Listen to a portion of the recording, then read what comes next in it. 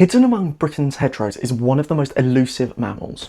The Hazel Dormouse spends almost its entire life above the ground, climbing through branches with feet that look more like tiny hands. But this specialist lifestyle does come at a cost, as the habitats it depends on have disappeared, so has the dormouse itself. To understand why the dormouse is so vulnerable, we first need to understand what makes it so unusual.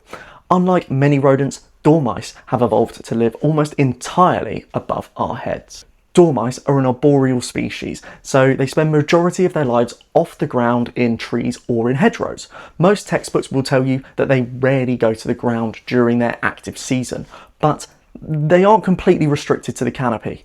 When push comes to shove, they will even cross unsuitable habitat, including tarmac roads, to reach a new tree.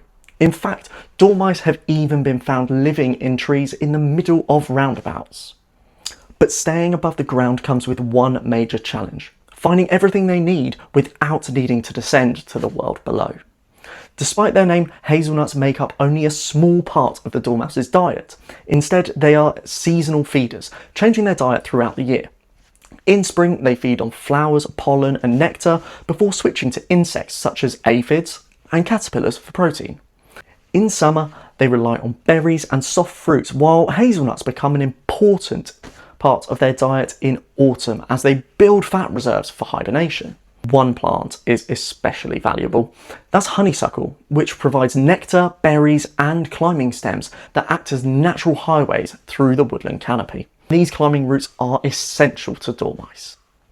If you want to learn more about the strange adaptations that allow British wildlife to survive in such specialist habitats, consider subscribing. But to move through this three-dimensional world, dormice need some very specialised adaptations. Their body is only around 8 centimetres long, with a tail almost as long again, reaching around 7 centimetres. This furry tail is also partially prehensile, meaning dormice can use it to help support themselves whilst climbing through the canopy. However, they can't use their tail like a spider monkey and hang from it. The tail has one final trick. If a predator or surveyor grabs it, the skin can detach in a process called degloving. This allows the dormouse to escape. Unlike some lizards, however, the tail will not regenerate, making this a last resort. This is why licensed ecologists are trained to never handle a dormouse by its tail. But the tail is only one part of the dormouse's climbing toolkit. Their real secret weapon is found at the end of their legs. Another thing that sets dormice apart from many rodents are their highly specialised feet. The front feet have 4 highly mobile and very long fingers to wrap around twigs and branches. The back feet are even more specialised, with the same 4 long fingers and an opposing thumb to help grab twigs and branches. The rear ankles are also highly specialised. They can rotate their rear ankles by nearly 180 degrees, allowing them to climb down almost vertical surfaces and even hang beneath branches. Being able to move through the canopy is only half the challenge. Dormice are most active when the woodland is dark, meaning that they need another set of adaptations to survive the night. Dormice have very large, dark eyes. This allows them to make better use of the limited light available at night. Due to being nocturnal, dormice also have very limited colour vision. Their large eyes also give them a wide field of view, helping them to detect predators. Interestingly, baby dormice are born completely blind and they won't open their eyes for the first 3 weeks. Surviving in the darkness gives dormice an advantage, but it doesn't solve their biggest seasonal challenge. For several months of the year, there simply isn't enough food. When winter arrives, dormice enter one of the most important stages of their yearly cycle: hibernation. From the end of November until around early April, dormice will hibernate in nests they have built. These are complex woven balls that will sit within the ground flora, approximately the size of a tennis ball. The dormouse's weight fluctuates greatly throughout the year. When they emerge from hibernation, dormice may weigh around 15 grams.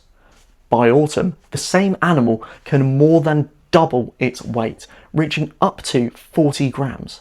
This extra weight is essential because once winter arrives, there is no opportunity to simply find more food. Their golden brown fur also provides useful camouflage during the winter months, helping them blend into the autumn leaves and drying vegetation surrounding their nests.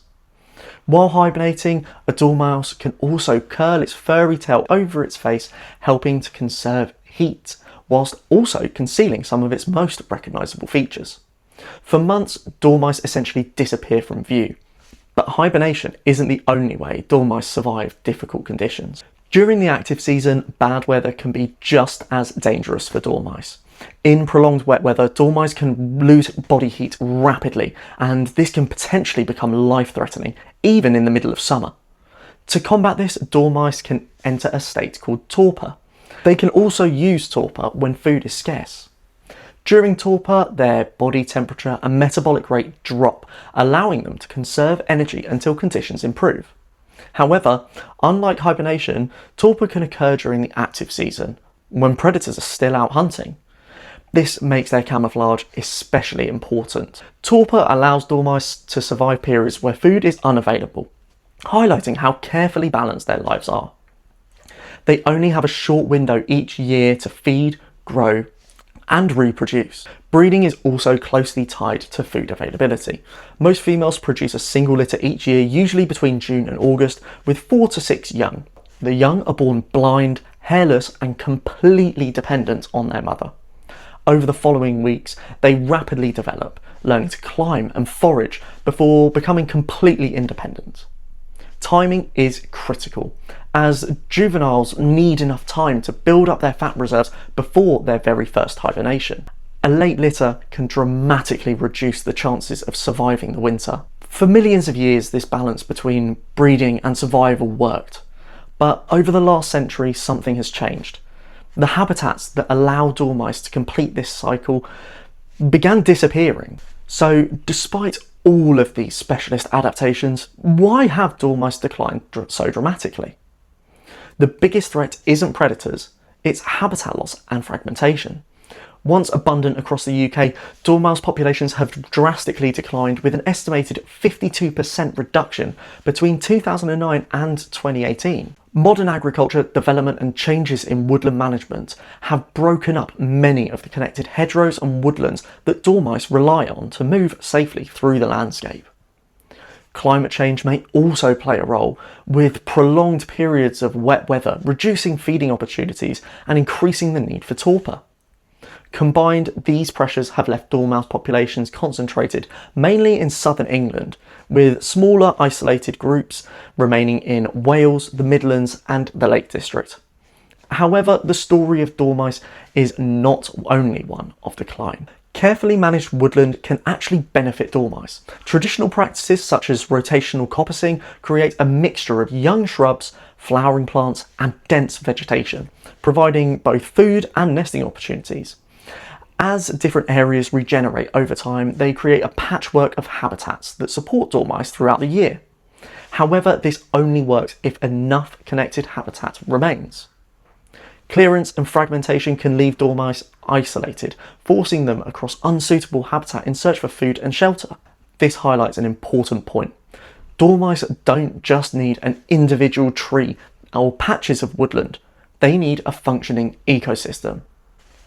This is why dormice are often considered an indicator species, meaning their presence can tell a lot about the health of a woodland. They require a diverse mixture of shrubs, flowering plants and trees with enough connected vegetation to allow them to move safely above the ground. Woodlands capable of supporting dormice are often rich in many other species too. As a result, protecting habitat for dormice benefits countless other woodland plants and animals that rely on the same healthy ecosystem. But because dormice are so secretive, knowing whether these habitats are working isn't always straightforward. Finding them requires specialist survey techniques. Because dormice are nocturnal and hidden within dense vegetation, they're rarely seen by chance. Instead, ecologists monitor populations using specially designed nest boxes and tubes, which provide an artificial nesting site that can be checked under license. Surveys may also involve searching for characteristic hazelnuts, where dormice leave a distinctive smooth circular hole after feeding. Recent updates to the survey guidance has also recognised another technique, footprint tunnels. Because Hazel Dormouse are a European protected species, some survey and handling activities require the appropriate licence. If you want to know more about these surveys methods, let me know in the comments. The Hazel Dormouse may be small, secretive and easy to overlook, but protecting it means protecting the connective woodlands and hedgerows that support countless other species. Sometimes saving one of Britain's smallest mammals means protecting an entire ecosystem hidden above our heads. Now that you know about dormice, check out this video to learn more about the range of reptiles that can be found in the UK. Thank you for watching, and I'll see you in the field.